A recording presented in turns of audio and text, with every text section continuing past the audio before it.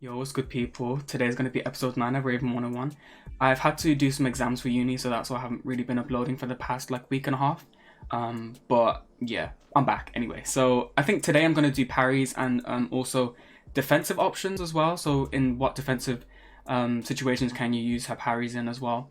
And I'm also going to talk about controller configuration. So making use of all the buttons on the controller, specifically L3 and R3, so how you can kind of assign button combinations to those buttons on the controller to kind of access her defensive options more easily, if that makes sense.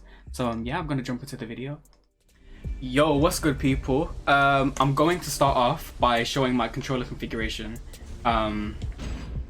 So how I have it set up is obviously you don't have to listen to what I'm saying. However, I think this controller configuration is really good. It makes use of all her moves.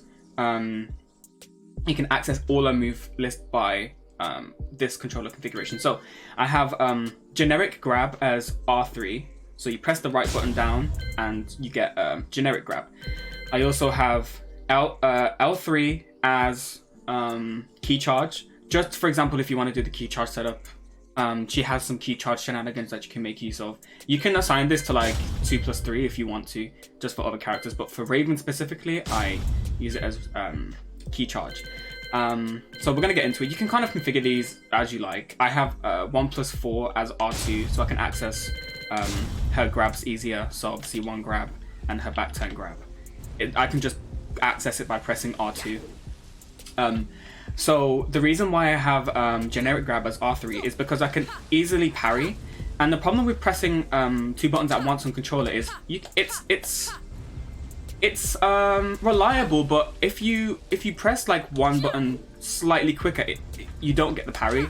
And in situations where you need clean inputs, this can be a problem. So I just keep it safe and use R3. So I never get misinputs. As you can see, I never get misinputs. So with that out of the way, let's just reset it to the wall. So I know everyone's been hit by these stupid jump over setups where they do down jab and then they relaunch you if you hold back. While Raven can actually get out of these by doing escape parry. She can get out of a few things using escape parry. So I will show you some situations. I'm not going to show you every situation she can use it in, but just a couple, just to make you kind of aware of how she can use her tools, defensive tools, to get out of things that perhaps other characters can't.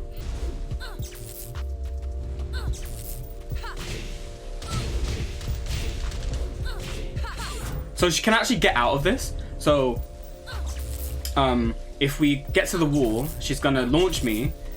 She's gonna do Raven's one, so you do 2 jab, jump over, and she can actually get out of it. But if you hold back, I get launched. So I'm gonna tech roll and just hold back. I get launched. If I try to press buttons here, yeah, I get launched in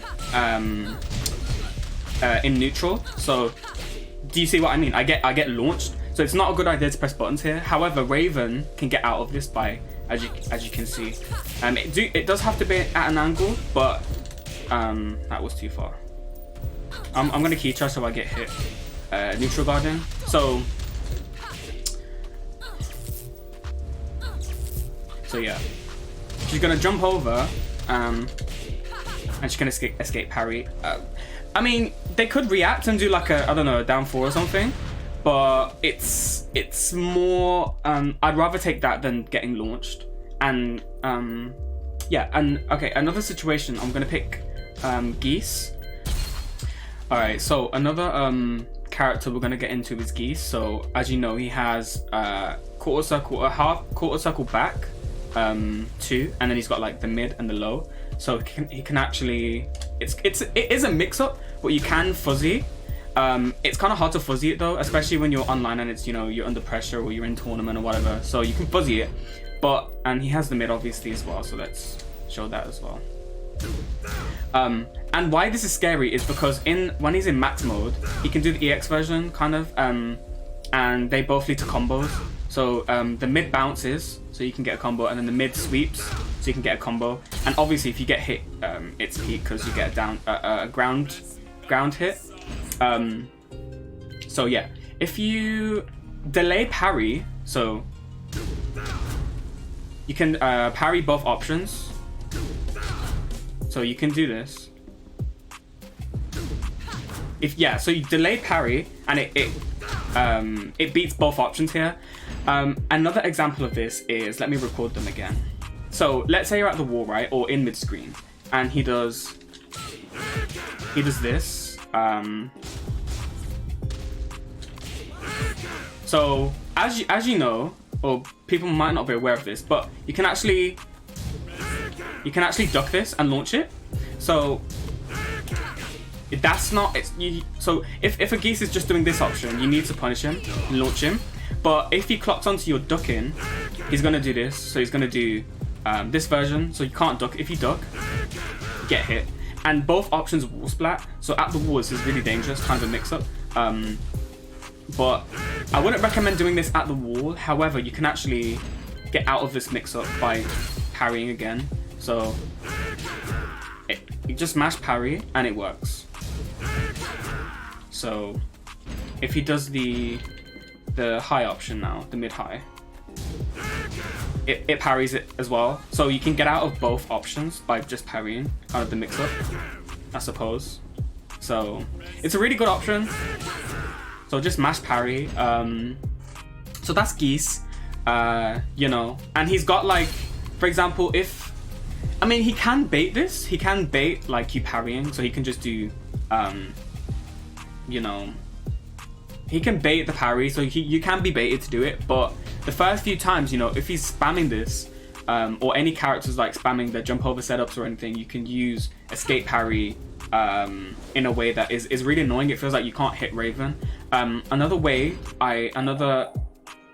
scenario I use escape parry in is, players might call it a bit scrubby, but I'm telling you now, this works. And you know why it works? Because the first time it works, they will feel like they don't want to whiff punish you, because if you whiff rage drive, you know how stupid the whiff recovery is, let's be honest.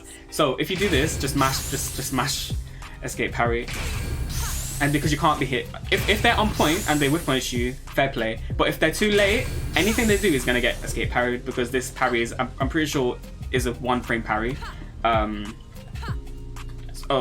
Yeah, or it might be this, that's a 1 frame parry, but either way, it's really quick, so it's really hard to hit her. So you can get out of stuff by doing this. So yeah, it might be a bit scrubby, but it really does work, and it frustrates people. They really feel like they can't hit you. So those are just a few ways you can use parry. And I want to show one more, which is Ganyu. So what I'm gonna do is I'm gonna do, yeah. So that's what I'm gonna do, right? Okay. But yeah, you can get Power Crush anyway. But to get out of this, right? You can just escape parry it. Maybe you can forward 1+2 parry it. Yeah. You can even forward 1+2 parry this from back turn. So you can actually use both parries in this situation. So yeah. Those are some situations where you can use her generic parry. So back 1+3 or back 2+4, both works. You can do it from back turn as well. So yeah. So I think that parry is really good to kind of annoy people and make them feel like they can't hit you. And I think she has a range of other parries like 1+2, back 2-2. She even has a parry from this as well. But I wouldn't like, these aren't really, I mean, this is useful, back 2.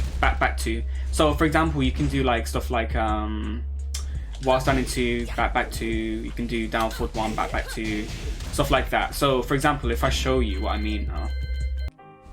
Alright, cool. So what I'm gonna do is I'm gonna record her doing down forward 1, back 2, and okay, wait, unblock. Yeah.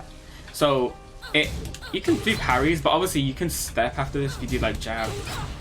So it's not like it's good, but it can be steps. If they do like let's say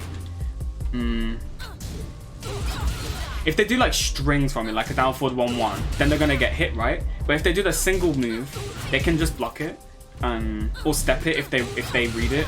But you can't step after this sort of stuff. Like it's too negative on block, but if you do jab, it's easily steppable. And do you see how punishable it is as well? So they step. That was still a punish. That's crazy. So it's good in some situations, but I think escape parry is really good if you know how to use it.